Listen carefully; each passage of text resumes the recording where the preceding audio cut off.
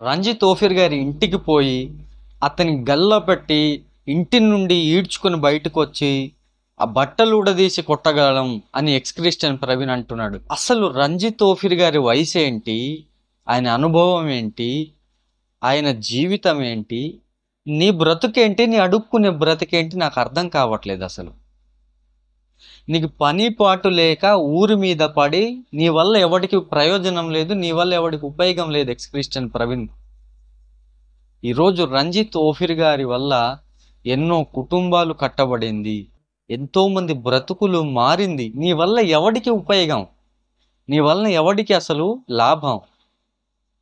నువ్వు ఒక పనికి మాలినోడివి, నువ్వు ఒక టైం వేస్ట్. నీ వల్ల నీ గురించి మాట్లాడడం టైం వేస్ట్.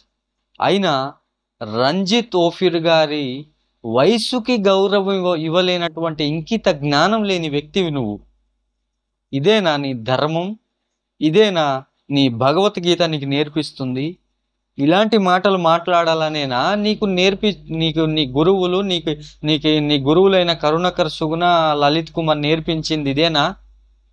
ఒక పెద్ద మనిషికి గల్లపట్టి ఈడ్చుకొని వచ్చి రోడ్డు మీద బట్టలు తీసి కొడతామనే ఈ మాటలైనా నేర్పించారా నీకు నీ గురువు గారు క్రిస్టియన్ ప్రవీణ్?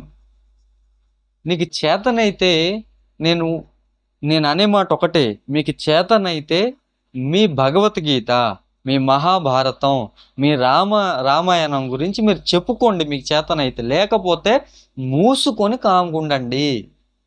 ఎందుకంటారా? అవతలోడు గురించి ఆ రోజు బిర్లా మందిర్ అనే ఊసు ఎత్తినందుకే కరుణాకర్ సుగుణ మీకెందుకు బిర్లా మందిర్ గురించి ఎత్తాల్సిన అవసరం ఎందుకు సంగతి అని వీడియో పెట్టాడు మహానుభావుడు. మరి ఈరోజు ఒక క్రైస్తవ మత బోధకుడు గురించి, ఒక క్రైస్తవుడు గురించి మీరు మాట్లాడాల్సిన అవసరం ఏమొచ్చింది? కాబట్టి ఒక పెద్ద మనిషి అయిన రంజిత్ ఓఫిర్ గారికి అలాగ అనటం చాలా తప్పు అని నేను భావిస్తూ